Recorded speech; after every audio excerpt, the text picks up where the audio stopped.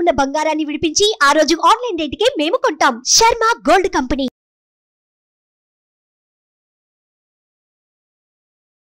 Hi, welcome to our channel. ఈరోజు మనతో పాటు ఉన్నారు భారతీ శంకరపీఠ వ్యవస్థాపకులు శ్రీ అన్నవరపు తిరుపతిమూర్తి అవధాని గారు. నమస్కారం గురువు గారు. ఓం శ్రీ మహాగణాధిపతయే నమః. సరే, 19వ తేదీన మోహిని ఏకాదశి ఉండింది. మోహిని ఏకాదశి రోజు ముఖ్యంగా ఏం చేయాలంటారు? తప్పకుండా అండి. అంటే ఇప్పుడు మోహిని ఏకాదశి నాడు ఏం చెయ్యాలి అని అడిగేదానికన్నా అసలు మోహిని ఏకాదశి అంటే ఏంటో తెలుసుకోవాలిగా. అవును. మోహిని ఏకాదశికి మీరు విష్ణు సహస్రనామ పారాయణ చేయండి, విష్ణుమూర్తికి ఆరాధన చేయండి, తులసి అర్చన చేయండి అని చెప్తాం. అసలు మోహిని ఏకాదశి అంటే ఏంటి, దేనికి సంబంధించింది అంటే మోహిని అనగానే మోహం, ఇష్టం, కోరికలు అనేటువంటి మనం రకరకాలుగా ఆలోచిస్తూ ఉంటాం. అంటే ఇష్టము కోరికలకి సంబంధించిందా, మరి దేనికి సంబంధించిందని తెలుసుకుంటే మనకు ఏది కావాలో దానికి మనం ఆరాధన చేసుకుంటాం. అవును. మోహిని ఏకాదశి అంటే మోహం అనేటువంటి దాన్ని పూర్తిగా తొలగించేటువంటిది. అందువల్లనంటే మనిషి జీవితం ఎప్పుడూ వినాశకాలానికి దాపరిస్తుంది అని అంటే ఈ ఏదైనా ఒక దాని మీద మోహం అనేటువంటిది ఏర్పడ్డప్పుడు, ఇష్టము, కోరికలు ఏవైతే మనకు సంబంధం లేని వాటి మీద ఇష్టం అనేటువంటిది ఏర్పడుతుందో, కోరిక కలుగుతుందో, అప్పటి నుంచే మనకు పతనం అనేటువంటిది ప్రారంభమవుతుంది. దాని నుంచి ఆ విషయాన్ని జగత్మత్తానికి తెలియచేయాలంటే ఏదైనా ఒకటి కావాలి. కనుకనే మోహిని అనేటువంటి రూపాన్ని కూడా ఎత్తడం జరిగింది. ఇప్పుడు ఆ రూపాన్ని చూసి మోసపోవటం వేరు,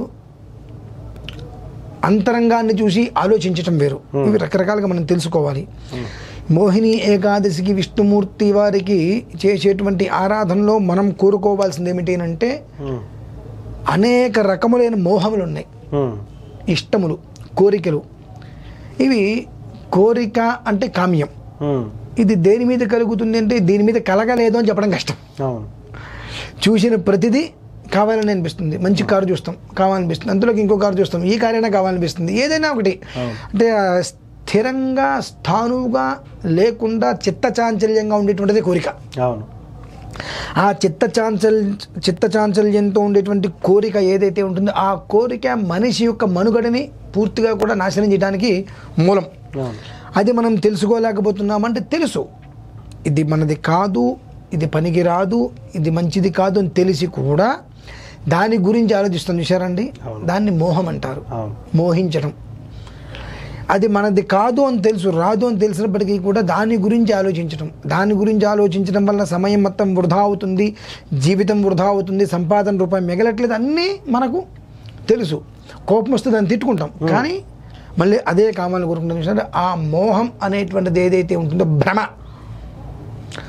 దాని నుంచి మనం బయటికి రావాలి తండ్రి అనేటువంటి ఒక ఉద్దేశ్యంతో ఆ విష్ణుమూర్తి వారికి అసంఖ్యేయో ప్రమేయాత్మా విశిష్టశిష్టకృచ్ఛుచి సిద్ధార్థ సిద్ధి సంకల్ప సిద్ధిద సిద్ధి సాధన. ఒక్క శ్లోకం, కనీసం ఆ ఒక్క శ్లోకాన్ని ఆ ఒక్క మోహిని ఏకాదశి రోజు నాడు స్వామివారికి నమస్కారం చేసుకొని తులసిమాల వేసి, ఏమీ లేవు మన దగ్గర, నమస్కారం చేసుకొని ఆయన యొక్క రూపాన్ని తలుచుకొని నమస్కారం చేసుకొని, స్వామి జగన్నాటక సూత్రధార ఆయనే, జగన్నాటక సూత్రధార తండ్రి, నువ్వు లోకనాయకుడివి, నాకు అనేక రకములైనటువంటి మోహాలలో నేను చిక్కుకుని ఉన్నా, బయట పడాలి అని అనుకుంటున్నా కానీ పడలేకపోతున్నా. ఆ మోహాల వలన నా కుటుంబం అనేటువంటిది నష్టపోతుంది, ఇబ్బంది పడుతుంది. ఎంత ప్రయత్నం చేసినా అది నన్ను లాగేస్తుంది. కాబట్టి ఆ మోహము నుండి నన్ను బయటపడే తండ్రి. నా సంకల్పం, కోరిక అదొకటే. అనేక రకముల కోరికలు ఉన్నాయి. ఆ కోరికలని నేను తీర్చమని చెప్పట్లా, అన్నిట్లని కూడా నేను వదిలేయాలంటే నా ఈ ఒక్క కోరిక తీర్చు. అన్ని రకాల మోహాలు, కోరికలు, కామ్యాలు నా నుంచి బయటికి వెళ్ళిపోతే నేను చాలా మెంటల్గా చాలా ప్రశాంతంగా ఉంటా, మానసికంగా, శారీరకంగా, ఆర్థికంగా చాలా సంతోషంగా ఉంటా. కాబట్టి నా ఈ ఒక్క కోరిక తీర్చు. ఎందువలనంటే అవన్నీ కూడా అడగరాని కోరికలు. నేను అడగకూడదు ఆ కోరికలు. ఎందుకంటే అది తప్పు అని తెలిసి కూడా నాకు భగవంతుడు మెదడిచ్చాడు, ఆలోచన ఇచ్చాడు, బుద్ధి ఇచ్చాడు. ఇన్ని ఇచ్చినప్పటికీ కూడా ఆ ఆలోచన అట్టే వెళ్తుంది. కాబట్టి అది తీర్చు, నేను నిన్ను అడగలేను. ఆ ఆలోచనలో నుంచి నేను బయటకి పడాలంటే నాకు ఒక కోరిక ఉంది, ఈ మోహం అనేటువంటి దాని నుంచి నేను బయటపడాలి. ఆ ఒక్క కోరిక తీర్చు తండ్రి అని ఆయన నమస్కారం చేసుకొని, అసంఖ్యేయో ప్రమేయాత్మా విశిష్టశిష్టకృచ్ఛచి సిద్ధార్థ సిద్ధి సంకల్ప సిద్ధిద సిద్ధి సాధన. అంటే సిద్ధార్థ సిద్ధి సంకల్ప, నేను సంకల్పం చేశా ఈ కోరిక నాకు కలగాలి, ఈ కోరిక తీరాలి అని. అసంఖ్యేయ అప్రమేయ, దీంట్లో మనం 2-3 రకాల అర్థాలు తీసుకోవచ్చు. అసంఖ్యేయ సంఖ్య లేదు, ఇన్ని రకాల కోరికలు ఉన్నాయి. అప్రమేయ కొన్ని నా ప్రమేయంగా జరిగినాయి, కొన్ని అప్రమేయంగా కూడా జరుగుతుంది వచ్చినాయి. విశిష్టశిష్టకృచ్ఛచి అన్ని రకాలు ఉన్నాయి, మంచి చెడు అన్నీ ఉన్నాయి. కానీ నా సంకల్పం ఏంటి?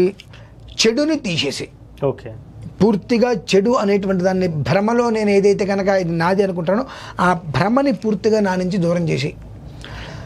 సిద్ధార్థ సిద్ధి సంకల్ప సిద్ధిద, నా సిద్ధి నా కోరిక ఏమిటి అంటే ఈ ఒక్క ఏదైతే కనుక మోహం అనేటువంటి దాంట్లో పడి ఈదుతున్నానో, అది నీళ్ళు కూడా కాదు, దానికి ఏదలేకపోతున్నా తెలుస్తుంది, కాళ్ళు కొట్టుకుపోతున్నాయి, చేతులు కొట్టుకుపోతున్నాయి, కానీ అందులోంచి నేను బయటికి రాలేకపోతున్నాను. ఎట్లా? మనం ఖచ్చితంగా నిజం చెప్తే ఎవరు నమ్మరు, అబద్ధం చెప్తే వెంటనే నమ్మేస్తారు. దానికి ఉన్నటువంటి పవర్ నిజానికి లేదు. ఒకవేళ నిజం చెబితే వాళ్ళని తిడతారు, వీడేవిడో ఇష్టం వచ్చినట్టు మాట్లాడుతుంటాడని చెప్పి. కానీ అబద్ధం చెబితే తేనె పూసిన కత్తి, తేనెకి ఆ కత్తికి చివరి తేనె పూసి తేనె నాకమనిస్తారు, ఏమవుతుంది? 4 ముక్కలు అవుతుంది, అది తెలియదు కదా. ఆ తేనె పూసిన కత్తిలాగా అబద్ధాలు అప్రమాణాలు ఇవన్నీ కూడా ఉంటూ ఉంటాయి. అంటే ధర్మం కాకుండా అధర్మ పనులన్నీ కూడా చాలా తిజ్జగా ఉంటాయి. పొద్దున్నే దేవుడికి నమస్కారం చేయాలంటే ఎవరు చేస్తారు? మేము వాట్సాప్ చూసుకుంటానులే అంటాం. దేవుడు ఏం చేస్తాడు అంటాం, వాట్సాప్ ఏం చేస్తుంది? ఏం చేయట్లా. ఆ క్షణిక సంతోషం ఇస్తుంది, కానీ భగవంతుడు దీర్ఘకాలిక సంతోషాన్ని ఇస్తాడు.